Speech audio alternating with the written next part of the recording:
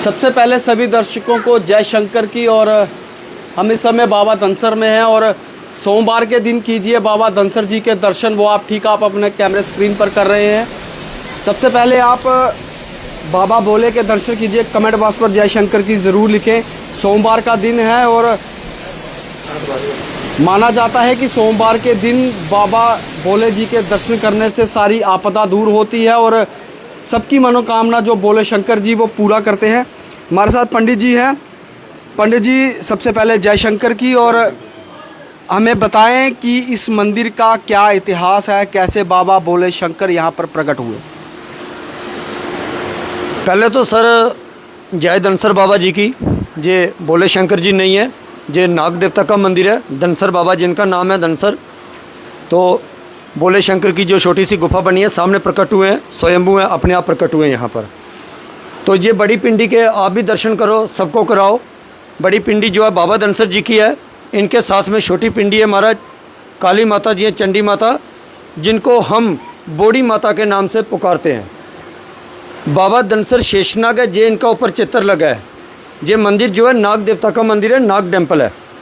धनसर बाबा कोई बाबा नहीं है, साधु नहीं है, शिवजी नहीं है। नाम धनसर है, रूप इनका शेषनाग है, बड़े हैं, भगवान है, तो इनको हम बाबा जी बोलते हैं। भैया जी बाबा धनसर शेषनाग है, शेषनाग अवतार के पुत्र हैं। जो इनके पिताजी हैं उनका नाम है बासुकी नाग। और भैया बासुकी नाग उनको कहते हैं जिन्होंने समुद्र मंथन किया था। समुद्र मंथन जो हुआ है वो द्वापर युग में हुआ था। द्वापर युग में बासुकी नाग का अवतार हुआ था और वो एक रस्सी के नाग देवता बने थे। क्यों बने रस्सी के नाग देवता? कि समुद्र को मथना है, जैसे दही को मथा जाता है। मथनी को रस्सी ही डाली जाती है तो दही को मथा जाता है। लेकिन रस्सी जो है वो बेजान चीज़ है, अगर पानी में छोड़ोगे डूब जाएगी, बह जाएगी। तो द्वापर युग में भगवान ने एक रस्सी बनाई इतनी चौड़ी कि जितना चौड़ा समुद्र है। उस रस्सी को अवतार शेषनाग का दिया, नाम उसको बासुकी दिया। उस रस्सी में सभी देवी देवताओं ने अपनी शक्ति डाली तो वो सबसे ज़्यादा पावरफुल हो गए, ताकतवर हो गए। तो फिर उनको भगवान ने बोला कि हे बासुकी नाग जी, अभी आप धरती माता के ऊपर जाओगे, आप धरती के ऊपर जाके आप समुद्र में जाओगे, आप जाके मंथन करोगे तो दुनिया आपको शक्तिपीठ कहेगी, राजा बासुकी नाग। तो बासुकी नाग धरती के ऊपर आए, तैरते हुए समुद्र में गए, क्योंकि रस्सी तो पानी में नहीं तैर सकती है, वो बेजान है। तो इसीलिए रस्सी को अवतार शेषनाग का दिया कि नाग जो सांप होते हैं भैया वो पानी में तैरते हैं। तो बासुकी नाग तैरते हुए समुद्र में गए और समुद्र में जाके उन्होंने उस मथनी को लपेटा। लेकिन मथनी भी पानी में कहीं रखनी थी, वो भी बेजान चीज़ है। तो विष्णु भगवान ने कश्यप अवतार लिया था, कछुआ। फिर वो पहाड़ चट्टान बन गए समुद्र में, उनकी पीठ के ऊपर मथनी रखी और बासुकी नाग की रस्सी डाली।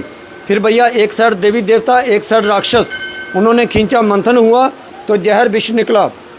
जो जहर विष निकला तो वो शिवजी जी ने पिया और शिवजी जी ने बासुकी नाग को गले में पहन लिया द्वापर युग में। तो उसके बाद बासुकी नाग के 22 बेटे हुए, 84 उनके पोते हुए। राजा कहते हैं वो सबसे बड़े महाराजा हैं। राजा बासुकी नाग के 22 बेटे हैं, 84 पोते हैं। उनका जो सारा परिवार शेषनाग है, सारा जो जम्मू कश्मीर में विराजमान है। जम्मू कश्मीर में आपको नाग देवता का मंदिर कहीं भी मिलेगा, वो धनसर बाबा जी का रिलेटिव होगा, कोई भाई होगा, भतीजा होगा, बेटा होगा। लेकिन जहाँ भी मंदिर मिलेगा उस मंदिर के आगे भैया आपको ये पानी नेचुरल मिलेगा। हर मंदिर में कहीं इतना पानी, इससे कम, इससे ज़्यादा है पानी। क्यों मिलेगा? क्योंकि जो बासुकी नाग का अवतार हुआ है तो वो समुद्र मंथन के लिए हुआ है। वो समुद्र में रहते हैं, ये उनका सारा परिवार शेषनाग है, जो समुद्र में ही रहता है। 22 बेटों में से एक जहाँ पर धनसर बाबा जी हैं, 22 बेटों में से एक बाबा धनसर जी हैं। धनसर बाबा शेषनाग है, इस झील में रहते हैं, जो बाहर झील बनी है इस झील में विराजमान है। और इस झील में जहाँ एक नाग देवता के दर्शन होते हैं, असली के नेचुरल सांप के, डेली जहाँ दर्शन है, लेकिन वो दर्शन सबको नहीं है, किस्मत वाले, नसीब वाले को होते हैं, होते रोजे जहाँ पर। और धनसर बाबा शेषनाग जी ने 12 साल यहाँ तपस्या करी शिवजी जी की। बाबा धनसर शेषनाग जी ने 12 साल तपस्या करी शंकर भगवान की, और शंकर भगवान ने परिवार के साथ दर्शन दिए। सामने गुफा में छोटी सी गुफा बनी है, उसके अंदर शिव परिवार अपने आप प्रकट हुआ है। उधर जो भी है प्राकृतिक है, नेचुरल है और स्वयंभू है। यहाँ पर धनसर बाबा शेषनाग है तो ये नाग देवता का सारा परिवार है।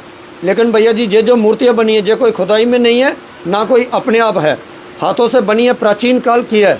जब से बाबा धनसर जी जहाँ पर आए हुए हैं, प्रकट हुए, विराजमान हैं, तब से ये मूर्तियाँ इन्हीं के लोगों ने बना के चढ़ाई है, सदियों पुरानी हैं ये। और बाबा धनसर जो है हमारे कुल देवता हैं, ठीक है ना, हमारे कुल देवता हैं। हमें इनका आशीर्वाद है, वरदान है कि पूजा सेवा हम करेंगे।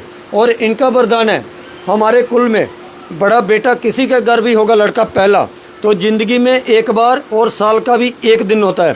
बड़े बेटे की ये मूर्ति हम भी बनाएंगे और बना के जहाँ चढ़ाएंगे, जो बाहर लगी है पीछे जी आप देख रहे हो, तो ये हमारी परंपरा है।